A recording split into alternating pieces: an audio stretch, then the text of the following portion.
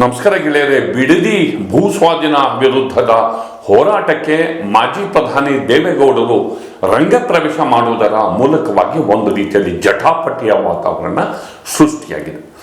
ಶಿವಕುಮಾರ್ ಮತ್ತು ದೇವೇಗೌಡರ ನಡುವಿನ ಜಟಾಪಟಿ ಎನ್ನುವ ಮಟ್ಟಕ್ಕೆ ಇಲ್ಲಿ ವಾತಾವರಣ ಸೃಷ್ಟಿಯಾಗಿದ್ದು, ಈ ಪ್ರತಿಭಟನೆಯನ್ನ, ಈ ವಿದ್ಯಮಾನವನ್ನ ಮುಖ್ಯಮಂತ್ರಿಗಳು ಹೇಗೆ ನಿಭಾಯಿಸ್ತಾರೆ ಎನ್ನುವಂತಹ ಒಂದು ಕ್ವಶನ್ ಮಾರ್ಕ್ ಎದುರಾಗಿದೆ. ಯಾಕೆಂದ್ರೆ ಇವತ್ತು ದಿಢೀರ್ನೆ ಸುದ್ದಿಗೋಷ್ಠಿ ನಡೆಸಿದಂತಹ ದೇವೇಗೌಡರು ಈ ಯೋಜನೆಯನ್ನ ಕೈ ಬಿಡದಿದ್ದರೆ ವಿಧಾನಸೌಧದ ಮುಂದಿರುವ ಗಾಂಧಿ ಪ್ರತಿಮೆಯ ಬಳಿ ಧರಣಿ ಕುತ್ಕೋತೀನಿ ಅಂತ ಎಚ್ಚರಿಕೆ ಸಂದೇಶ ರವಾನೆ ಮಾಡೋದ್ರ ಮೂಲಕ ಒಂದು ರೀತಿಯಲ್ಲಿ ಬಹಿರಂಗ ಸವಾಲನ್ನ, ಪಂಥಾಹ್ವಾನವನ್ನ ಮುಖ್ಯಮಂತ್ರಿಗೆ ಕೊಟ್ಟಿರೋದು ಇದೀಗ ರಾಜಕೀಯ ವಲಯದಲ್ಲಿ ಮತ್ತು ಸಾರ್ವತ್ರಿಕ ವಲಯದಲ್ಲಿ ಸಾಕಷ್ಟು ಚರ್ಚೆಗೂ ಕೂಡ ಕಾರಣ ಆಗುತ್ತೆ. ಹಾಗಾದ್ರೆ ಸರ್ಕಾರ ಇದನ್ನ ಹೇಗೆ ಎದುರಿಸುತ್ತೆ? ದೇವೇಗೌಡರು ನಿಜಕ್ಕೂ ಧರಣಿ ಕೂತ್ಕೊತಾರ? ಹಾಗಾದ್ರೆ ಇವತ್ತು ಸುದ್ದಿಗೋಷ್ಠಿಯಲ್ಲಿ ಯಾವೆಲ್ಲ ವಿಚಾರವನ್ನ ಅವ್ರು ಹೇಳಿದ್ದಾರೆ, ಈ ಬಗ್ಗೆ ಇಂದಿನ ಮಾತು ಮಂಥನ. ಸ್ನೇಹಿತರೆ, ಸಿದ್ದರಾಮಯ್ಯನವರಿದ್ದಾಗ ಬಿಡದಿ ಹತ್ರಕ್ಕೆ ಜನ ಕಳಿಸ್ತಿಲ್ಲ. ನಾನು ಇದ್ರ ಬಗ್ಗೆ ಗೊತ್ತಿದೆ, ನನಗೆ ಯಾವ ಕಾರಣದಿಂದ ಇದಕ್ಕೆ ನೀವು ಕೈ ಹಾಕಿದ್ದೀರಿ ಅನ್ನೋದು ಗೊತ್ತಿದೆ. ನಾನು ಧರಣ ಕೊಡ್ತೀನಿ, ನೀವು ಮುಂದುವರೆದ್ರಿ ಅಂತ ಹೇಳಿ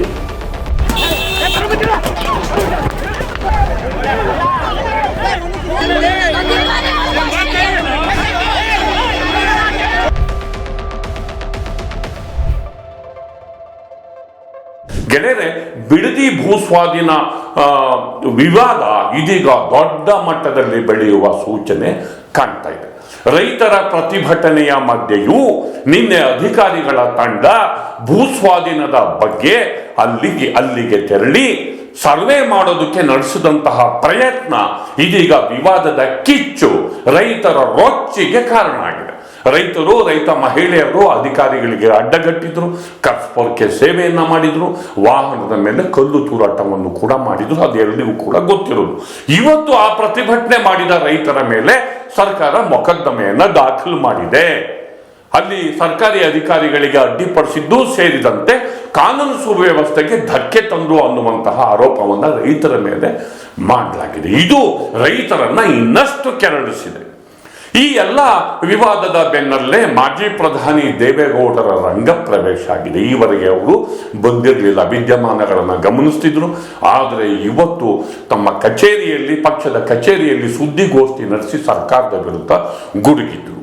ಅಂದ್ರೆ ಯಾಕಾಗಿ ಈ ಯೋಜನೆ ಬೇಕು? 82% ಸಣ್ಣ ರೈತರು ತಮ್ಮ ಭೂಮಿಯನ್ನ ಕಳೆದುಕೊಂಡು ನಿರ್ಗತಿಕರಾಗ್ತಾರೆ. ಈ ಯೋಜನೆಯ ಸಾಮಾಜಿಕ ಮತ್ತು ಪರಿಸರ ಪರಿಣಾಮಗಳ ಬಗ್ಗೆ ಸರ್ವೆ ಮಾಡಿಲ್ಲ.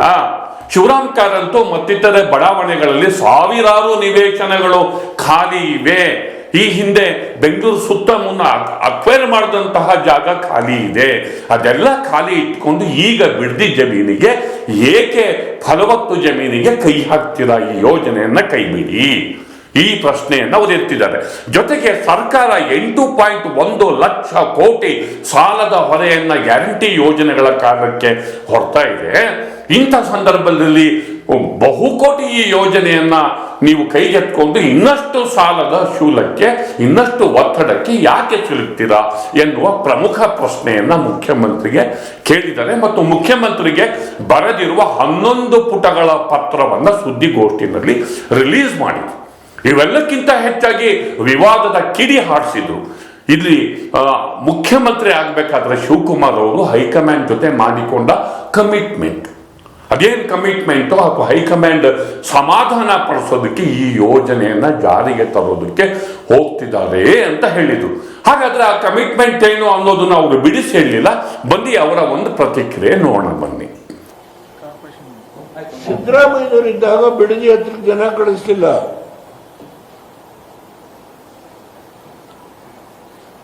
ಕಾರ್ಪೊರೇಷನ್ ಮಾಡಿ ರಾಮನಗರ ಸೇರಿದಂತೆ ಬೆಂಗಳೂರು ದಕ್ಷಿಣದ ಕಾರ್ಪೊರೇಷನ್ ಸಿದ್ದರಾಮಯ್ಯನವರು ಬಿಡದಿ ಹತ್ರ ಕಳಿಸ್ತಿಲ್ಲ. ಆದ್ರೆ ಇವರು ಬಂದ 1 ತಿಂಗಳೇ ಆಗಿಲ್ಲ. ಇಲ್ಲಿ 40,000 ಸೈಟ್ವರೆಗೆ ನಿವೇಶನ ಮಾಡಿರ್ತಕ್ಕಂಥ ಅಂಕಿ ಅಂಶಗಳಿದೆ. ಯಾಕೆ ಇದರ ಉದ್ದೇಶ ಏನು? ನಾನು ಇದರ ಬಗ್ಗೆ ಗೊತ್ತಿದೆ ನನಗೆ. ಯಾವ ಕಾರಣದಿಂದ ಇದಕ್ಕೆ ನೀವು ಕೈ ಹಾಕಿದ್ದೀರಿ ಅನ್ನೋದು ಗೊತ್ತಿದೆ ನನಗೆ. ನೀವು ಸಿದ್ದರಾಮಯ್ಯನವ್ರನ್ನ ತೆಗೆದು ಹೈಕಮಾಂಡನ್ನು ಒಲಿಸ್ಕೊಡ್ಲಿಕ್ಕೆ ಏನೇನು ಮಾಡಿದ್ರಿ ಆಶ್ವಾಸನ, ಅದನ್ನು ನೀವು ಇವತ್ತು ಸಂಪೂರ್ಣಗೊಳಿಸಬೇಕು. ಆ ಸಂಪೂರ್ಣಗೊಳಿಸಲಿಕ್ಕೆ ವ್ಯವಸ್ಥೆ ಮಾಡತಕ್ಕಂಥ ಮಾರ್ಗ ಈ ಬಿಡದಿಯ 7,000 ಚದರ ಎಕರೆ ಭೂಮಿನ ನಿವೇಶನ ಮಾಡಬೇಕು.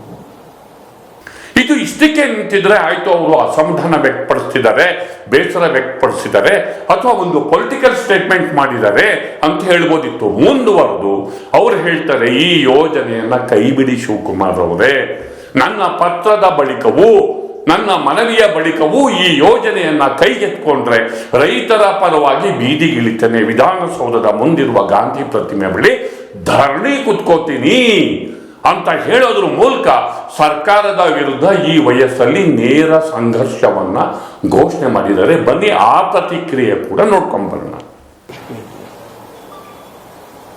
ನಾನು ಈಗಲೂ ಮುಖ್ಯಮಂತ್ರಿಗಳಿಗೆ ಮನವಿ ಮಾಡ್ತೇನೆ, ನೀವು ಸಿದ್ದರಾಮಯ್ಯನವರನ್ನು ತೆಗೆದು ಹೈಕಮಾಂಡ್ಗೆ ಏನು ಆಶ್ವಾಸನೆ ಕೊಟ್ಟಿದ್ದರೆ ಅದನ್ನು ಫುಲ್ಫಿಲ್ ಮಾಡೋದಕ್ಕೆ ನಿಮಗೆ ಬೇರೆ ಮಾರ್ಗಗಳು ಬೇಕಾದಷ್ಟಿದೆ. ಅದನ್ನು ಬಳಕೆ ಮಾಡ್ಕೊಳ್ಳಿ. ಈ ಬಡ ರೈತರು 60,000 ಲೀಟರ್ ಹಾಲು ಕರೆದು ಒಂದು ಟನ್ನ ತಿನ್ನೋರಿದ್ದಾರಲ್ಲ, ಅವರ ಹೊಟ್ಟೆ ಮೇಲೆ ಹೊಡಿಬೇಡಿ. ನಾನು ಈ ಕಾಗದದಲ್ಲಿ ಹೇಳಿದ್ದೇನೆ, ನಾನು ಧರಣ ಕೂರ್ತೇನೆ, ನೀವು ಮುಂದುವರೆದ್ರಿ ಅಂತ ಹೇಳಿ ಮಹಾತ್ಮ ಗಾಂಧಿ ಸ್ಟ್ಯಾಚ್ಯೂ ಮುಂದೆ ಧರಣ ಕೂರ್ತೀನಿ ಅಂತಲೂ ಬರೆದಿದ್ದೆ. ನಾನು ಅಪೀಲ್ ಮಾಡ್ತಾ ಇದ್ದೇನೆ, ನನ್ನನ್ನು ಸನ್ನಿವೇಶಕ್ಕೆ ದೂಡಬೇಡಿ. ಇವತ್ತೇನು ರೈತರ ಮೇಲೆ FIR ಹಾಕಿದರೆ ಅದನ್ನು ಮತ್ತೆ ಮುಂದುವರಿಸ್ತೇನೆ.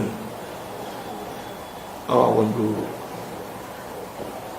ಘಟನೆಗೆ ಸಂಬಂಧಪಟ್ಟಂತ ಏನು ಅಪರಾಧಿಗಳಿದ್ದಾರೆ ಅವ್ರಿಗೆ ನೀವು ಶಿಕ್ಷೆ ಕೊಡೋದಕ್ಕೆ ಬದಲಾಗಿ ನಿನ್ನೆ ನಡೆದಂಥ ಒಂದು ಪ್ರಚೋದನೆ ರೆವಿನ್ಯೂ ಅಧಿಕಾರಿಗಳ ಒಂದು ಕೋರಿಕೆ ಮೇಲೆ ನೀವು ಹೋದ್ರಿ, ಆಗ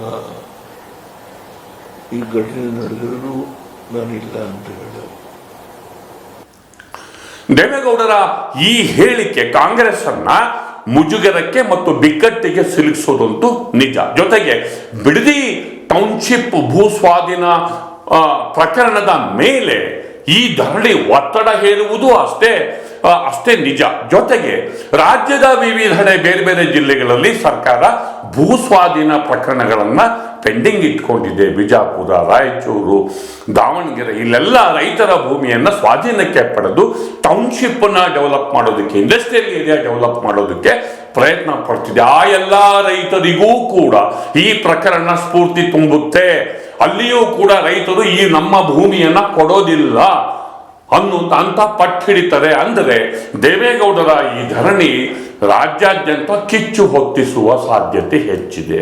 ಇದು ಒಂದು ರೀತಿಯಲ್ಲಿ ಸರ್ಕಾರವನ್ನ, ಅದು ಪ್ರತಿಷ್ಠೆಯನ್ನಾಗಿ ಈ ಯೋಜನೆಯನ್ನ ಸ್ವೀಕಾರ ಮಾಡಿರುವಂತಹ ಮುಖ್ಯಮಂತ್ರಿಯ ಮೇಲೆ ಒತ್ತಡವನ್ನ ಸೃಷ್ಟಿ ಮಾಡೋದರಲ್ಲಿ ಈ ಒಂದು ಧರಣಿ ಕೆಲಸ ಮಾಡೋದಂತೂ ನಿಜ. ಒಟ್ಟಾರೆ ಈ ಒತ್ತಡವನ್ನ ಚಾಣಾಕ್ಷ ಎನಿಸಿಕೊಂಡಿರುವಂತಹ ಮತ್ತು ಯೋಜನೆ ಬೇಕೇ ಬೇಕು ಅಂತ ಹಠ ಹಿಡಿದಿರುವಂತಹ DK ಶಿವಕುಮಾರ್ ಹೇಗೆ ಅರ್ಗಿಸ್ಕೊತಾರೆ, ಹೇಗೆ ಯೋಜನೆಯನ್ನ ಕೈಗೆತ್ಕೋತಾರೆ ಅನ್ನೋದೇ ಒಂದು ಕುತೂಹಲ ಅನ್ನೋ ಮಾತನ್ನ ಹೇಳ್ತಾ ನನ್ನ ಮಾತನ್ನ ಮುಗಿಸ್ತಿದ್ರೆ, ದಯವಿಟ್ಟು ದಿ ಪೋಸ್ಟ್ ನೋಡಿ, ಲೈಕ್ ಮಾಡಿ, ಶೇರ್ ಮಾಡಿ, ಸಬ್ಸ್ಕ್ರೈಬ್ ಮಾಡೋದಕ್ಕೆ ಮರಿಬೇಡಿ ಗೆಳೆಯರೆ. ನಮಸ್ಕಾರ.